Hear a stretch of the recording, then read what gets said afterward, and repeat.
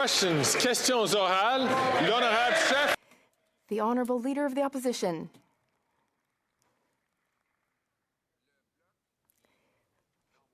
The Bloc, they're not worth the cost. The Bloc Québécois voted in favour of increasing taxes on home heating throughout Canada, and they did so to save this Prime Minister's political career. So this is a new costly coalition made up of the Bloc and the Liberal Party, and the Minister of the Environment has confirmed that this is a coalition. He says there is a coalition in the House of Commons and that coalition includes the Bloc. The Bloc doesn't do anything for free, though. So will the Prime Minister tell us what he offered the Bloc Québécois so that they would keep him in power and support quadrupling the carbon tax? The Right Honourable Prime Minister.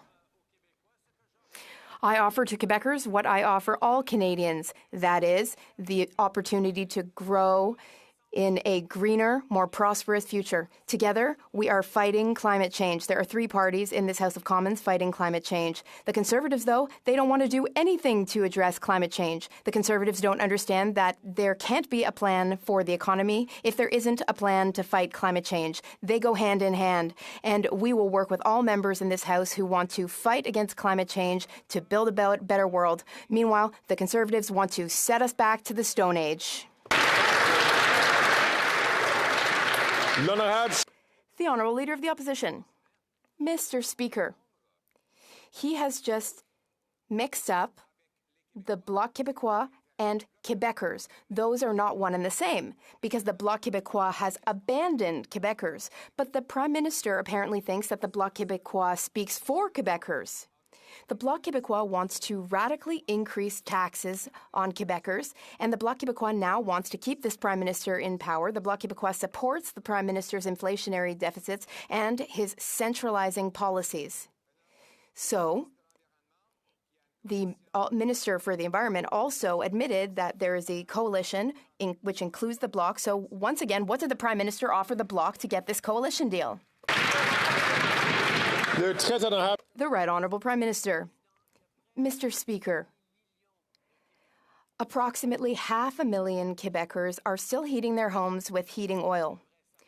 All Quebec MPs should know, and that includes Bloc members, the Liberal Party members, and other.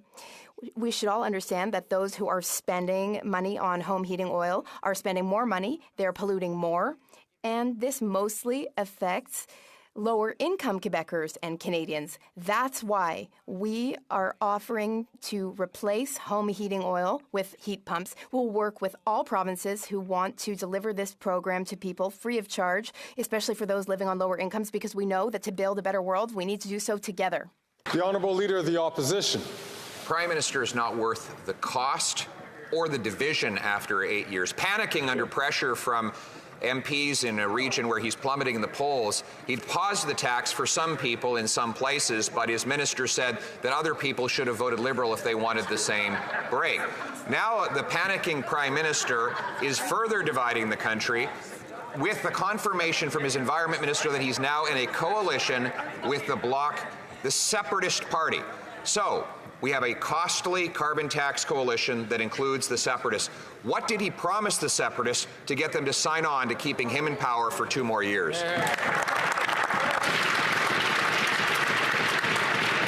Le très honorable Premier Ministre.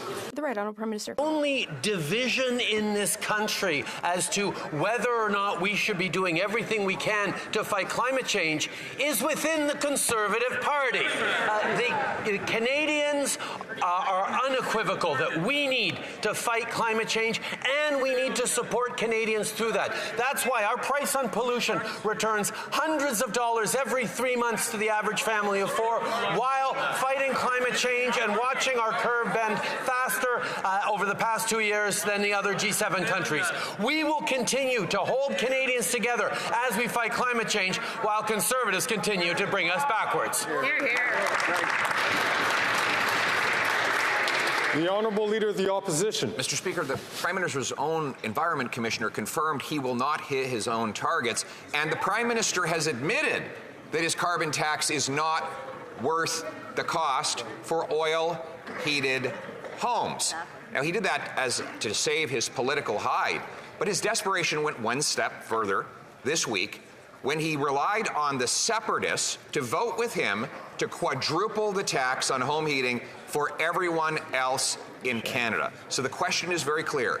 What did he promise the separatists to get their support to save his political hide and quadruple his tax? The Right Honourable Prime Minister. Speaker, no matter how much the Conservatives try to deny it, every single day in this country, we get closer to never using coal to generate electricity again. And now, Mr. Speaker, we're choosing to phase out home heating oil, which is dirtier, more expensive, and disproportionately relied on by lower-income Canadians. The Conservatives may try to make up all the stuff they like, but the reality is replacing home heating oil is good for Canadians when we put in heat pumps, and that's exactly what we're doing.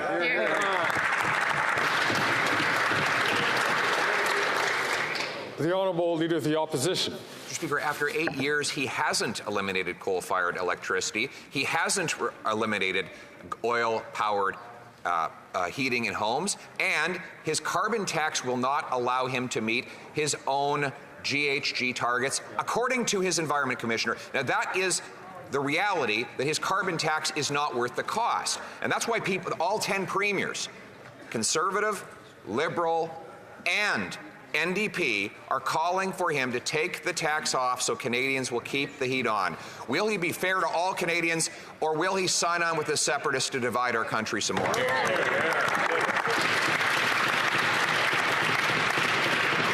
The Right Honourable Prime Minister.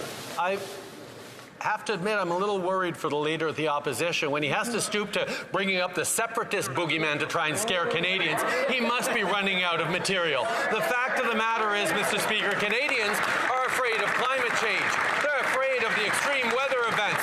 They're afraid of the concerns we have about a brighter future. And what we are doing is fighting climate change every day while we build a stronger economy with greater careers, while we support Canadians every single day with the high cost of living. This is what we're delivering. He has no plan to fight climate change, no plan for the future of the economy, no plan for Canadians.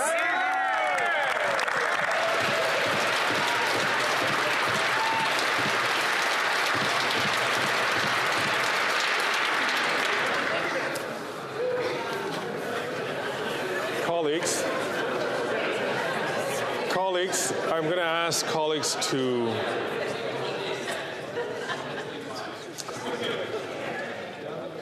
all honourable colleagues to please refrain from taking or making noises while one of our colleagues has the floor. It's important for us to hear the questions. It's important for us to hear the answers. The Honourable Member for Belleuil-Chambly. Mr. Speaker, this morning, the Prime Minister repeated the government's stance regarding asking Israel for a ceasefire in the Gaza Strip. And this stance has been called for many countries and organizations across the world. But Prime Minister Netanyahu is not listening to repeated calls for a ceasefire, even Anthony Blinken's calls. So Israel's attitude is truly deplorable. Would the Prime Minister agree that it's time to call for a ceasefire? The Right Honourable Prime Minister. Mr. Speaker, we are asking for a humanitarian pause. That would help get the hostages out of Israel, out of the Gaza Strip, as well as others who are citizens of other countries out of Gaza. And it would also allow for humanitarian aid to get to Gaza. We need, in order to get humanitarian help, to support that. We need to support a two-state solution. We need to put an end to all this conflict, because the images we're seeing on TV every night are heartbreaking to Canadians and to everyone in the world. We need to continue to work for the peace and security of all. The Honourable Member for Belleuil-Chambly. Well, I regret to observe that the State of Israel, in fact, has broken the trust that the international community had in them. The international community trusted them to act reasonably toward the people of Gaza. Thousands of people have died needlessly. Israel is occupying Gaza, but it's gone on for a long time. So there needs to be a strong action by the international community. The international community needs to take action to request a ceasefire for international peace. The Right Honourable Prime Minister. Mr. Speaker, as we all know, we are working with our partners around the world in order to protect civilians. We are working to restore peace and safety for all people of the region, and we will continue to work towards that. But as parliamentarians and as Canadians, Mr. Speaker, we need to be very worried about the divisiveness and hatred and fear-mongering that we're seeing in some parts of in Canada. We need to stand up to Islamophobia. We need to stand up to anti-Semitism. We need to stand up to all forms of hatred because we need to remember who we are as Canadians. The Honourable Member for Burnaby South. The Liberal and Conservative corporate coalition may strike again today. We put forward a plan to help Canadians with their home heating bill, to help Canadians tackle the climate crisis and make big oil and gas pay for it. Now, environmental organizations are on board, but climate delay liberals and climate deny conservatives will back the profits of big oil again. So how can the Prime Minister and the leader of the Conservative Party justify voting against this? Hear, hear. The Right Honourable Prime Minister. Mr. Speaker, it was with confusion and consternation that I noted the way the NDP voted with the Conservatives against one of the most successful measures Canada has ever seen in the fight against climate change. Putting a price on pollution is exactly how we've managed to bend the curve on our emissions faster than other G7 countries over the past 2 years. How we are moving forward with global leadership on the fight against climate change. Seeing the NDP vote with the Conservatives against a price on pollution is something that has disappointed millions of progressives across this country.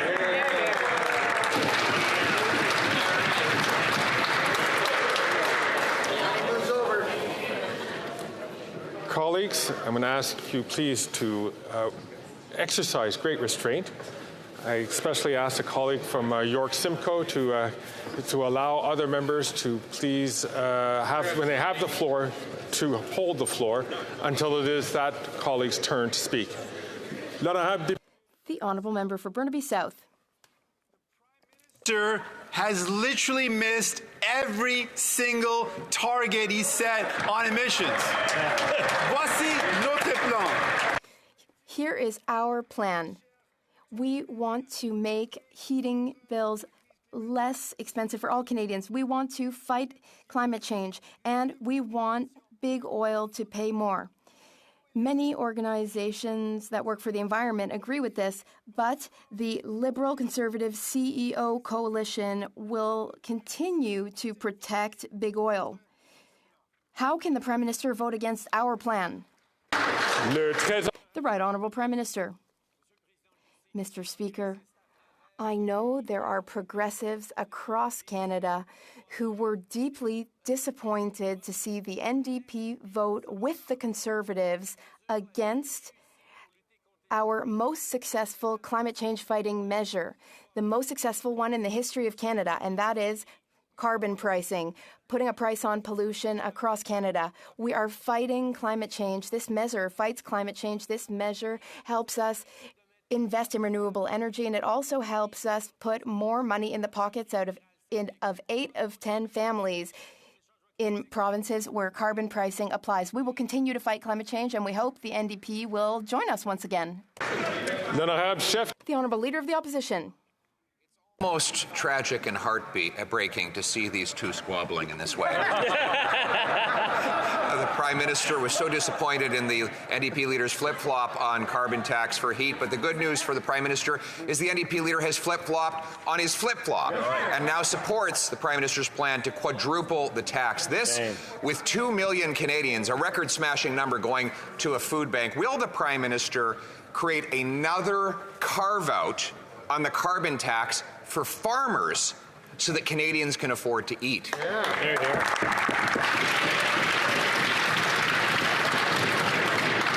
The Right Honourable Prime Minister. We know, Mr. Speaker, that farmers are always focused on being good stewards of the land, and we are working with them in investing, in supporting them in many different ways to ensure that we can continue to put good quality, affordable food on people's tables right across the country, and that's what we're going to continue to do, Mr. Speaker. Farmers and indeed Canadians from coast to coast to coast know that as we fight climate change, as we put more money in people's pockets every 3 months with hundreds of dollars with the pollution price return, we're going to continue to step up in building a strong economy for tomorrow, something the Conservatives simply don't understand. The Honourable Leader of the Opposition. Mr. Speaker, the Prime Minister is quadrupling his carbon tax on the farmers who make the food, quadrupling the tax on the truckers who ship the food, therefore quadrupling the tax on all who buy the food. Good news is there is a common sense Conservative bill that's passed through the House and in the Senate where the Prime Minister's senators are holding it up. Will the Prime Minister once again cave and allow another carve-out on the carbon tax for farmers? Yes or no?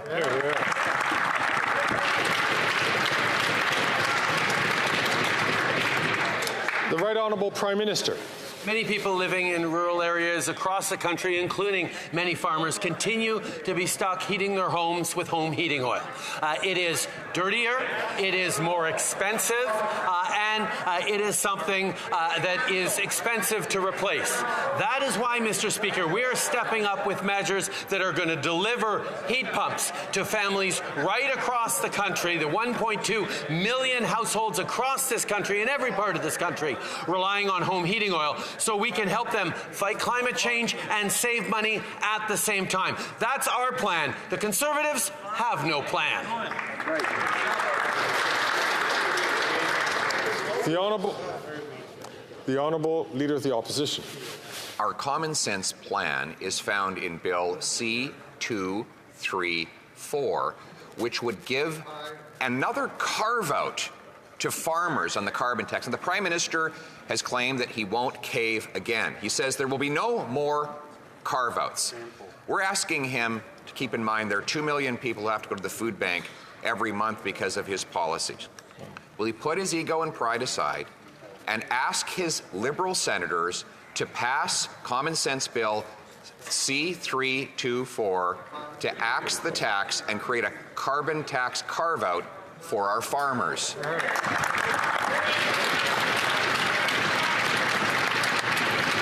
The Right Honourable Prime Minister. Mr. Speaker, farmers across this country know the costs of climate change. They know the costs of extreme weather events, whether it be floods or fires or more intense storms.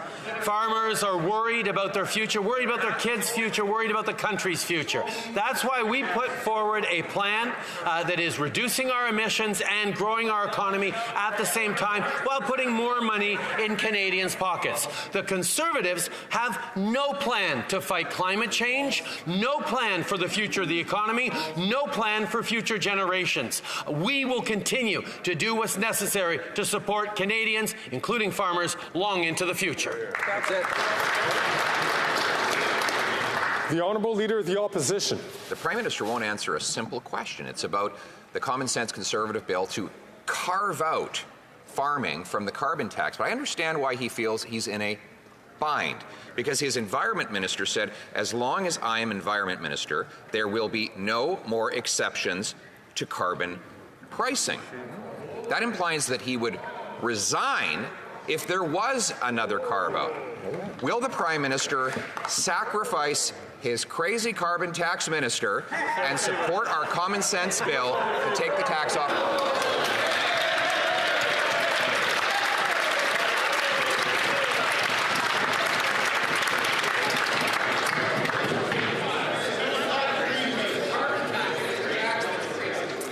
if I could.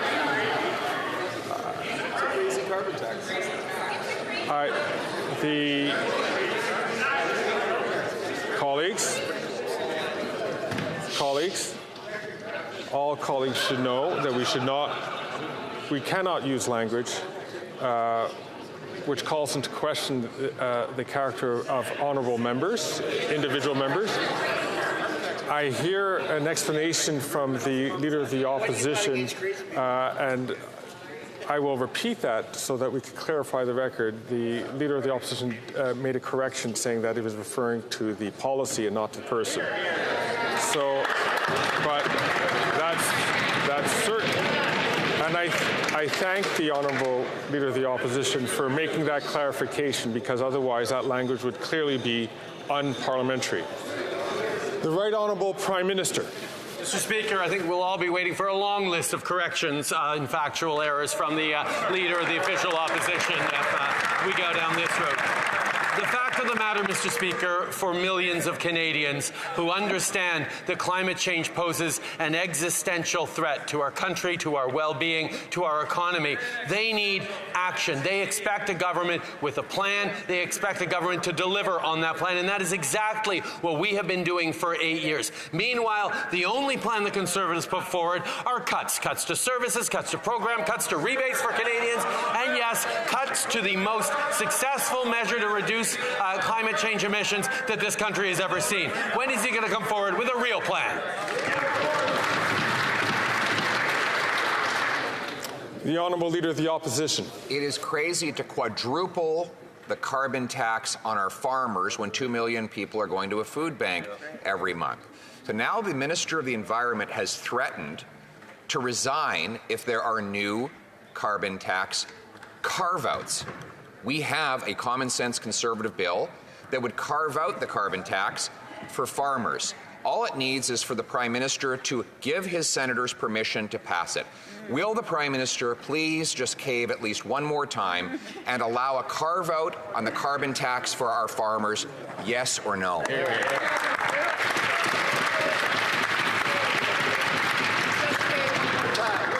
The Right Honourable Prime Minister. Speaker, I won't use the word crazy, but I will say it is deeply, deeply irresponsible for the Conservative Party of Canada to continue to deny that taking action against climate change is important, to continue to deny that climate change is a real threat to Canadians and to our economy. The fact is, Mr. Speaker, we have put forward measures that both fight climate change and put more money back in the pockets of 8 out of 10 Canadian families, and we're going to continue to fight climate change because the cost of inaction against climate change is far more than the cost of action.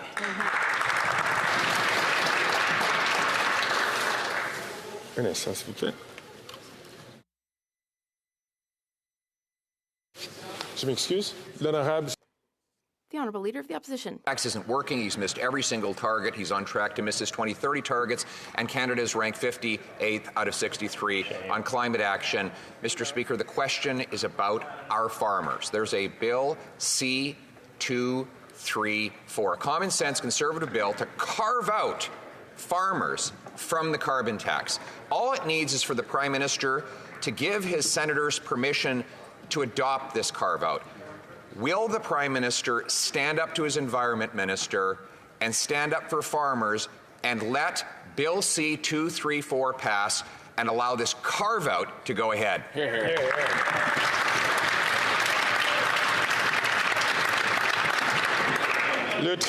The Right Honourable Prime Minister.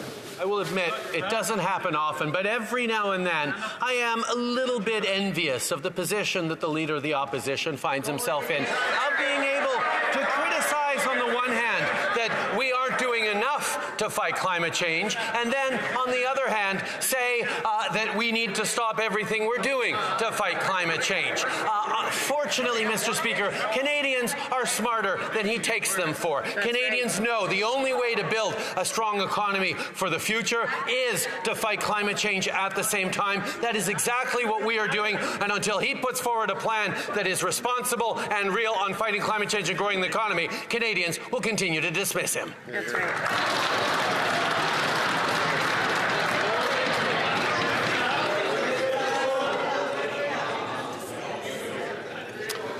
The honourable member for Belleuil-Chambly. Mr. Speaker, the next few seconds will be very difficult. I'm going to quote Adil Sharkawi. Allah deal with the people of Gaza and with Zionists. Exterminate people. Do not spare anyone. Mr. Speaker, does the Prime Minister feel that Sharkawi committed a crime under the criminal code by making that statement in public? The Right Honourable Prime Minister. Mr. Speaker, those words are unacceptable and anti-Semitic.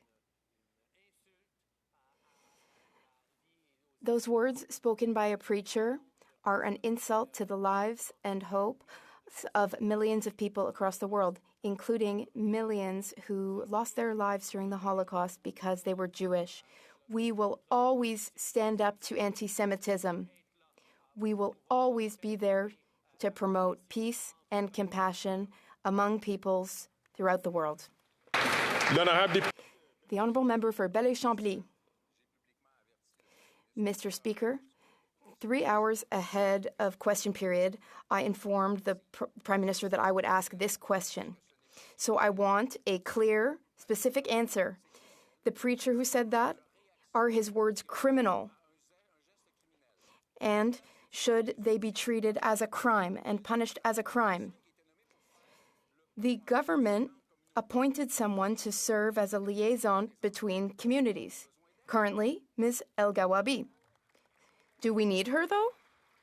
Le très honorable Premier ministre. The Right Honourable Prime Minister.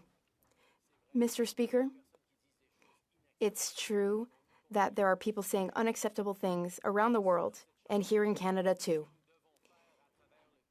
What we need to do in this place and throughout the country is to encourage people to listen, to be compassionate. We need to return to our basic values as Canadians. We need to have empathy and compassion for the suffering of our neighbours.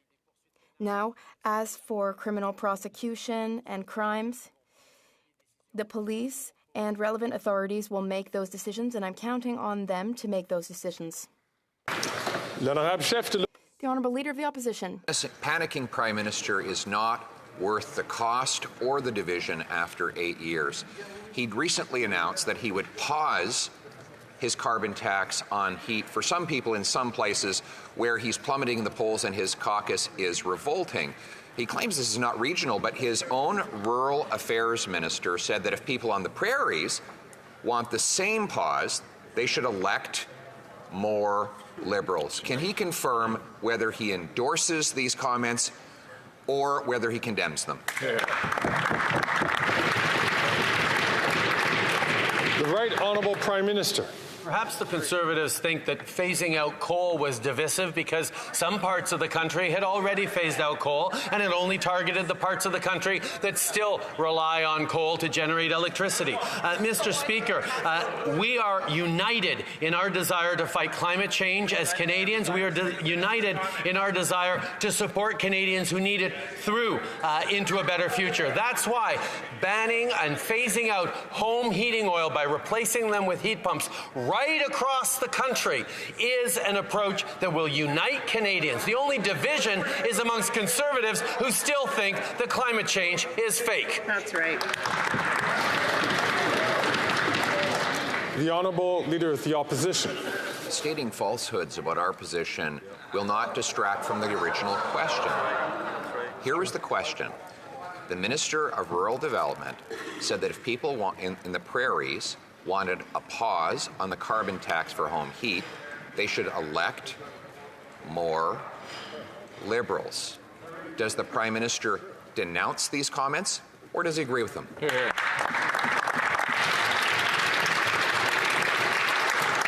The Right Honourable Prime Minister. Speaker, tens of thousands of people across the prairies are getting the chance to replace their home heating oil with thermal pumps, with heat pumps, because we have put forward programs to help in that transition as we pause the price on pollution for people in the prairies who rely on home heating oil, tens of thousands of them. We are there for people in the prairies who want to save thousands of dollars a year, who want to get heat pumps, who want to fight climate change. Why aren't the Conservatives there for those people?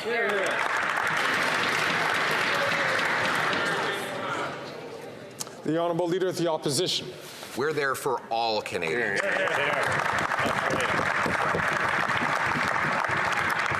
But this is really troubling. We thought that perhaps it was a gaffe when his Liberal Rural Affairs Minister said that the prairies would have to elect more Liberals if they wanted a pause. And if this really is just a fair policy that applies evenly across the country, then why would you have to elect more of any particular party in your region to benefit from it? So I'll just give him one last chance. If he can't answer it, we'll assume that he agrees with her. Does he agree with his Rural Affairs Minister that if the prairies want to pause on the carbon tax paying, they have to elect more Liberals? Yes or no? The Right Honourable Prime Minister. No, Mr. Speaker, because people in the prairies who heat with home heating oil already are benefiting from a pause on the price of carbon, on the carbon price. That's because, Mr. Speaker, this pause that we put in applies right across the country. So the tens of thousands of Canadians in rural Canada, in the prairies, are going to be able to benefit from the transition to heat pumps. That is why, Mr. Speaker, we're going to continue to step up, including in doubling the rural top-up on the carbon price rebate. We will continue to deliver for Canadians right across the country, and we will continue to be there for all Canadians, including women.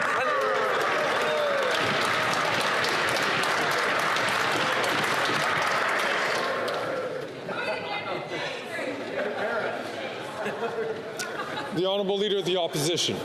Mr. Speaker, the Prime Minister only divides to distract. That's all he ever does when he gets into trouble. He divides people along every possible battle line. He did that with the carbon tax carve-out for only some in a region where his support is plummeting and his caucus is revolting. And for 10 days, he refused to condemn the comments of his own Liberal minister who said this policy was applying based on how people voted. And now he signs on with the separatists to divide Canadians again. Will he, instead of dividing Canadians, reverse the policies that are driving them to the food bank? The Right Honourable Prime Minister. Mr. Speaker, we see the Conservatives' approach to partisan politics and to personal attacks. The reality is, when we stood with the 80 to 90% of Canadians who chose to get vaccinated, they called us divisive. When we chose to stand with women across this country who want to control their own bodies, they called us divisive.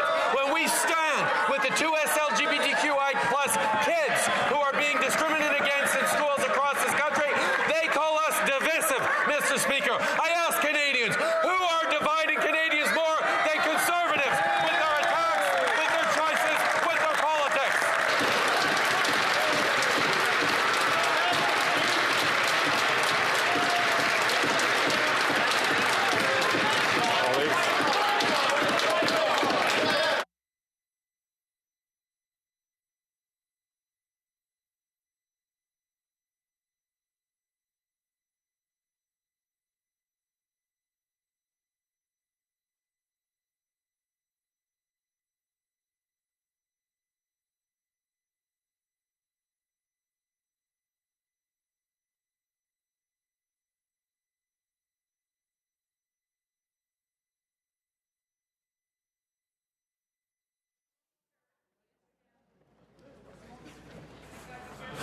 I thank the Honourable Whip for Opposition Leader Whip for helping out to get some more, and I ask all members, please, to exercise restraint so that we can hear the next question. The Honourable Member from Burnaby South. people are struggling to find a home they can afford. And this federal government has the power, the land, and the resources to end the housing crisis. On one side, we've got the corporate-controlled conservatives that want to sell off our public land to their rich investor friends that helps no one. But on the other side, we've got liberals who are openly admitting that their plan is to use public lands to build luxury homes. How can this Prime Minister justify using public lands to build homes that people can't afford? The Right Honourable Prime Minister. Mr. Speaker, that's simply not true. We know Canadians are worried about paying their rent, finding an apartment, or buying a home. That's why we're working on affordable housing and affordable housing affordability right across the country. It's why we put forward the Affordable Housing and Groceries Act, which helps build more affordable apartments by cutting the GST on construction. Housing advocates and developers have described this move as a game changer that will get more affordable housing built. It's why it's essential that all members work with us to move these important measures forward. The honourable member from Edmonton Strathcona. Every single Canadian deserves to have health care when they need it. Public, universally accessible health care. But the Conservative leader, Danielle Smith, just got caught trying to make health care more chaotic and more bureaucratic. She is not hiring more health care workers, not treating health care workers with respect, and leaving the door wide open for more privatization. Sound familiar? This is right out of the Conservative playbook. Yes. And on the Liberals' watch. Why are the Liberal government sitting on their hands while Alberta has their health care privatized?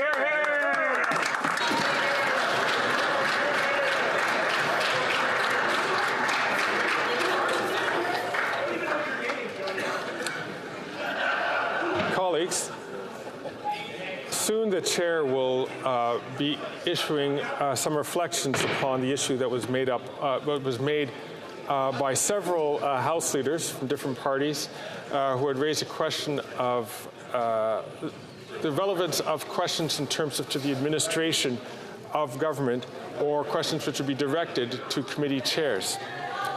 That will be coming shortly, but in the meantime, I'll ask all members to make sure that they do ask questions which are relevant.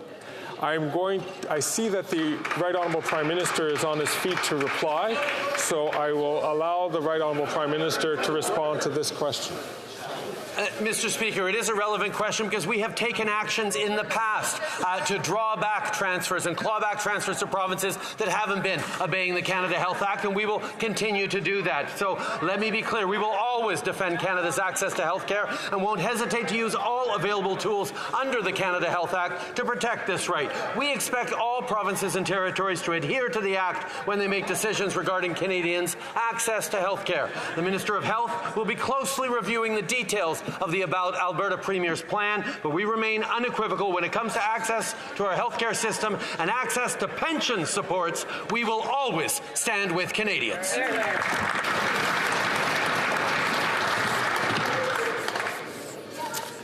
The honourable member from Aurora Oak Ridges, Richmond Hill. Mr. Speaker, the planet is burning, and 72% of Canadians are worried about climate change. Sadly, the Leader of the Opposition does not appear to be one of them. He stated that he will do nothing to reduce our emissions nor work with the global community within the Paris Accord to protect our future. In fact, just like Donald Trump, the Leader of the Opposition will take Canada out of the Paris Accord. The federal government is committed to net zero and has invested over $120 billion in a greener future. Will the government stand for future generations, unlike the reckless Conservatives with their...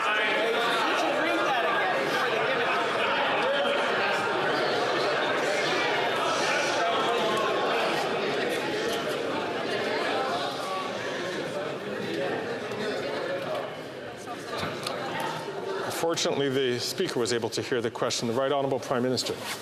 Speaker, I want to thank the MP for Aurora Oak Ridges, Richmond Hill for her great questions on this important file. It is shameful that the Conservative leader has no plan to address a crisis facing all of humanity.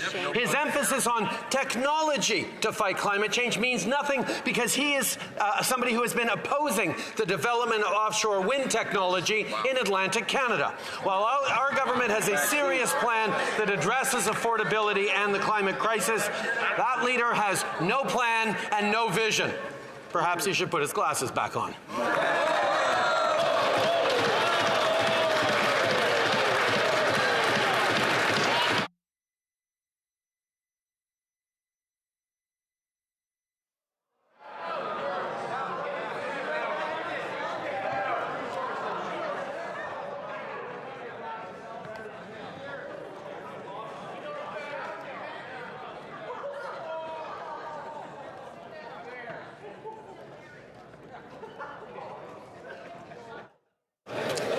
The Honourable Leader of the Opposition. Mr. Speaker, with or without glasses, I will not lose $54 million on an app that doesn't work.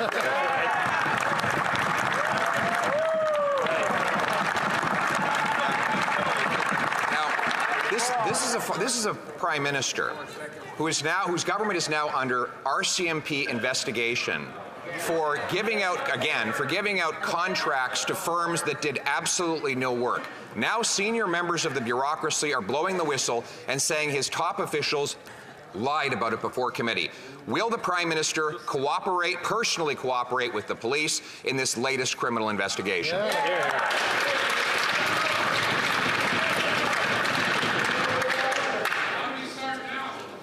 The Right Honourable Prime Minister. Mr. Speaker, I can't help but wondering how many millions of dollars Canadians would have lost if they had followed the Leader of the Opposition's advice and bought Bitcoin so they could opt out of inflation. Mr. Speaker, when it comes to serious matters, both the RCMP and CBSA's Professional Integrity Division are investigating. The CBSA has also launched an internal audit to look into contracting at the agency and has increased oversight processes when it comes to the contracting. The Honourable Leader of the Opposition. Mr. Speaker, the former director of CBSA, our principal border authority, said that he felt incredibly threatened, those were his words, by the former president of the organization. And senior bureaucracy, members of the Prime Minister's bureaucracy, are to have lied, according to this testimony, in order to cover up this $54 million scandal. The matter is now under Auditor General and RCMP investigation. Will the Prime Minister cooperate with the police, yes or no? The Right Honourable Prime Minister. Speaker, obviously the reports coming out are extremely concerning, and I know that the respective authorities will be taking this extremely seriously. We expect our professional public servants to always conduct themselves with the utmost integrity, and I'm sure that will continue to happen. The Honourable Leader of the Opposition. Well, the entire government only takes direction from a guy who has 2 convictions for breaking the law, Mr. Speaker. And in this case, it's not just $54 million. There's $11 million given to a two-person IT firm to do absolutely nothing. The same firm has gotten $60 million from this Liberal government since 2017 alone. The entire matter is under criminal investigation. So for a third time, will the Prime Minister personally cooperate with the police, yes or no?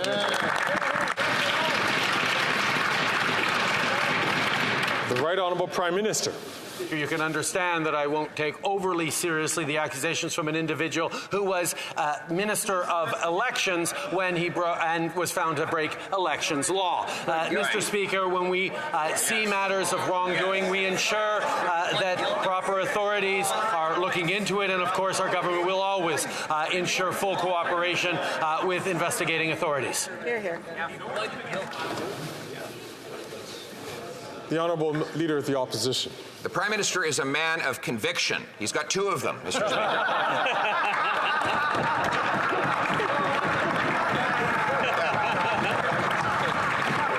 actually doubled the amount of money spent on outside consultants after promising to bring it down. When we pressured him on this, he said, I know what I'll do. I'll pay $670,000 to another consulting firm to find out how we can spend less money on consulting firms. Here's some free common sense advice. And will he take it? Why not just stop spending on juicy contracts for his friends?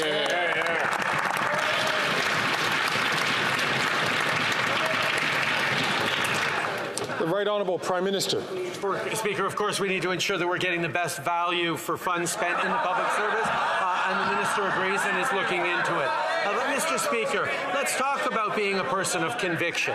I am convinced that we need to fight climate change. I am convinced that the only thing we can do to build a strong economy for the future is protect the environment and fight climate change while putting more money in people's pockets. These are my convictions, and I've continued to be consistent on them over the past 15 years I've been in politics.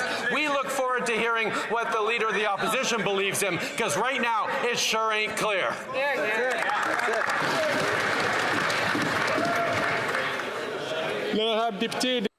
The Honourable Member for Avignon-Lamétis, Matane-Matapédia.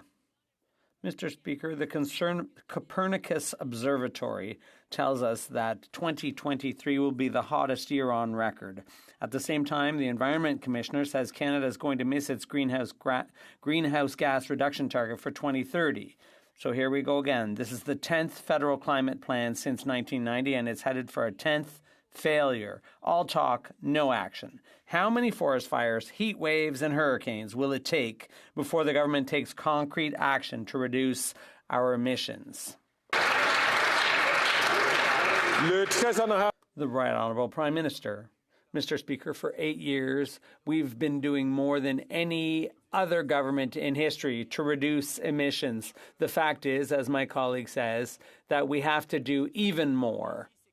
The big challenge is that instead of debating things here in the House, the best way to do more is outside of this place, but we have an opposition party that denies the reality of climate change and would prefer to do nothing, to have no plan, to not take this seriously.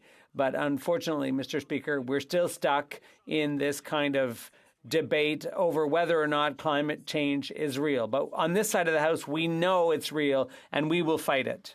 The Honourable Member for Avignon-Lamétis, Matane-Matapédia. Mr. Speaker, the Liberals want to fight global warming as long as it doesn't cost them any votes. And they keep giving subsidies to the oil patch and backing off on carbon pricing if that's what it takes to get votes. As a result, the federal government has never met its targets, and the current plan isn't going to change that. The Environment Commissioner has been crystal clear, saying it will soon be too late to avoid the catastrophic effects of climate change. It's time for bold action for the planet's future. What are they waiting for? The Right Honourable Prime Minister. Mr. Speaker, the Liberal Party made the choice to form a government that combats climate change. We know Canadians are concerned about this, and that we needed to take concrete steps to put a price on pollution, to invest in green technologies, to make the changes necessary, and to help Canadians pay for the steps they need to take. Unfortunately, the Bloc hasn't changed its stand. All they do is criticize, but the time has come for action. Quebecers and Canadians need to unite to combat climate change, and that's not what the Bloc's doing. L'honorable chef de l'opposition. The Honourable Leader of the Opposition. Reporting of a top Liberal government official reveals that the billion-dollar green fund the Prime Minister is running is not worth the cost or the corruption. Some extracts from that recording. It was free money, sponsorship-level kind of giveaway. And I quote, since the Prime Minister learned of these allegations in March, he hasn't fired a single solitary person. This is a billion-dollar slush fund. Is he worried about firing the insiders because he doesn't want them to blow the whistle on this broader Liberal scandal? The Right Honourable Prime Minister. Speaker, earlier this year, ISED was made aware of allegations of mismanagement at SDTC. The Auditor General has now decided to conduct an audit of SDTC, and our government has been working closely with them on this and welcomed the decision. In addition, SDTC has agreed to enable a thorough third-party review of the allegations regarding HR management, and we're committed to ensuring organizations which receive federal funding adhere to the highest standards of governance. The Honourable Leader of the Opposition. Is a $1 billion taxpayer-funded slush fund that top officials now say amounts to a sponsorship scandal kind of corruption. It says they were giving away free money. This at a time when a record-smashing 2 million people are forced to food banks every month, when 9 out of 10 people can't afford homes. How could the Prime Minister have thought it appropriate to blow $1 billion when Canadians cannot afford to eat, heat, or house themselves? The Right Honourable Prime Minister. Mr. Speaker, allow me to be perfectly clear. Any allegation of wrongdoing in any government department must be fully investigated. There are established processes for situations such as these, and this is precisely why the Auditor General has made the decision to conduct an audit. This is a serious situation, and we are taking it with the seriousness with which it requires. Unfortunately, the Conservatives, as usual, are looking for a way to score cheap partisan points. We are going to continue to govern responsibly. The Honourable Leader of the Opposition. There's nothing cheap about losing $1 billion, Mr. Speaker. That's exactly why he's not worth the cost. He sees no problem throwing away $54 million on an ArriveCan app that didn't work and we didn't need and is now under criminal investigation. And now, 6 months after he learned of corruption, cronyism, and mismanagement in this $1 billion fund, he has kept his hand-picked cronies in the position. Mr. Speaker, if he really thinks it's serious that this $1 billion fund had so much corruption, why won't he fire the people running it?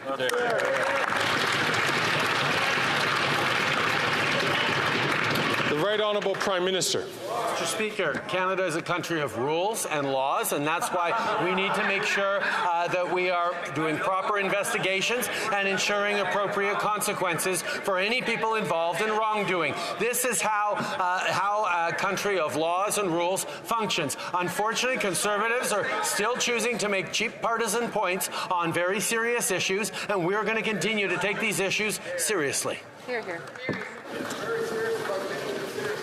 The Honourable Member from Charlottetown.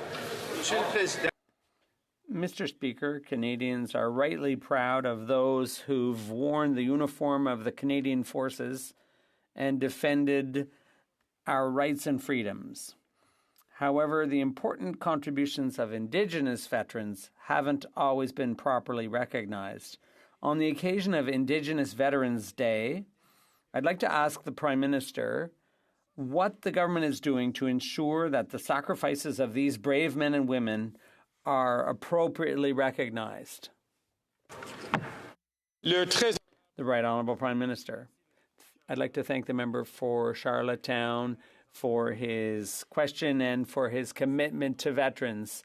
Although previous governments were not there for Indigenous communities were there to defend our rights and freedoms. And that's why it's so important to recognize their huge sacrifice. And that's why we're taking steps like creating a team that's dedicated to Indigenous issues. We will be recognizing their sacrifice like we did in the Netherlands earlier this year, lest we forget. The Honourable Leader of the Opposition. The United Kingdom's Foreign Office has given travel advice to its citizens, which reads the following. The risk of terrorist attacks happening in Canada is very likely. End quote. Does the Prime Minister agree with the UK Foreign Office's assessment? And what is he doing to protect Canadians from such an attack?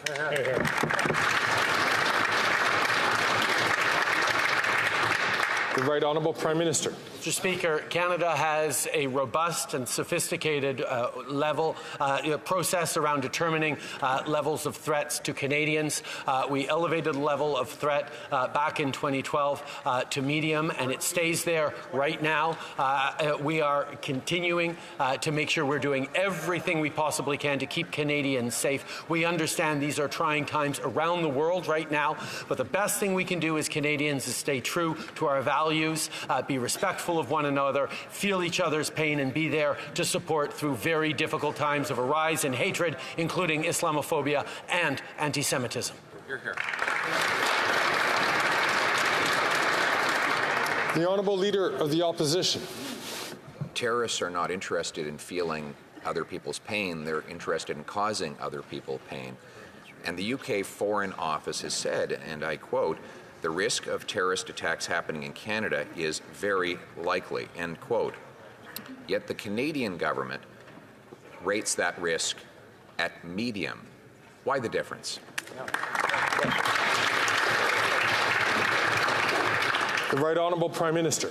Mr. Speaker, obviously I can't speak how other countries make their determinations on travel advisories, but I can say that the work is done daily in Canada to assess the threat level to Canadians and what can be communicated to keep them safe.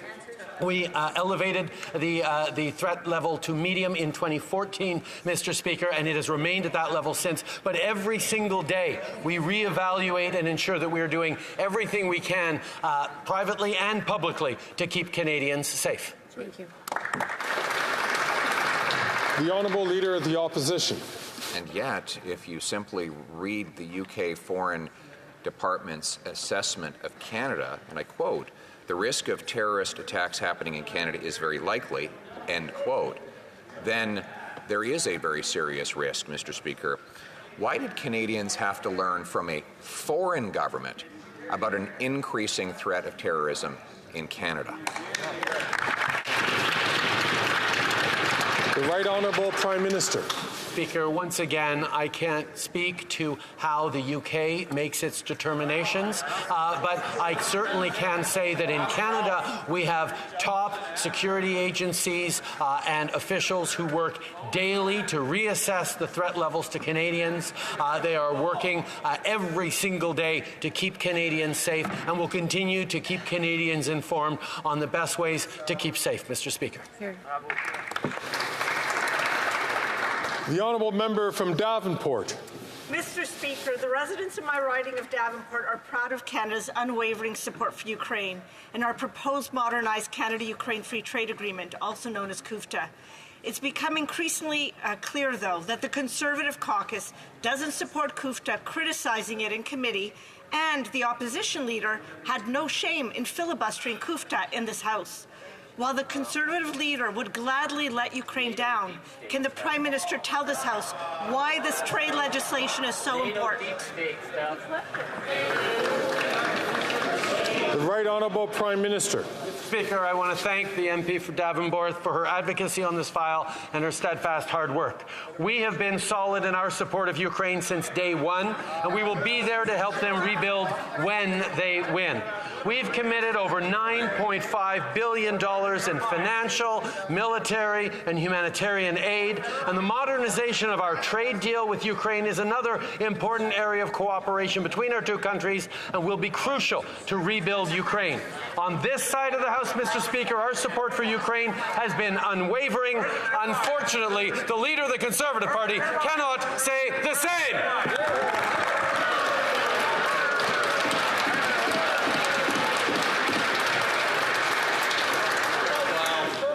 The Honourable Member from Timmins, James Bay. The planet is on fire. So what is the difference between the Conservative leader's approach and the Prime Minister's? Well, the Conservative leader is a climate denier, and he would pull us out of the Paris Accord, whereas the Prime Minister is simply a denier of his global obligations, which is why we're not going to meet our 2030 targets. And the United Nations is pointing out that under this Prime Minister, Canada is planning a massive increase of oil and gas production. No wonder we are the worst country in the G7 for tackling emissions. So enough of the denial of facts. Where is that emissions cap? The The Right Honourable Prime Minister. Mr. Speaker, I know the honourable member to be a staunch advocate for the environment and a strong defender of more action against climate change, which is why I know it must have been extraordinarily difficult for him the other day to vote with the Conservatives against the most effective measure Canada has ever used to fight against climate change. Mr. Speaker, on this side of the House, we will continue to step up in the fight against climate change every single day while putting more money in the pockets of Canadians right across the country.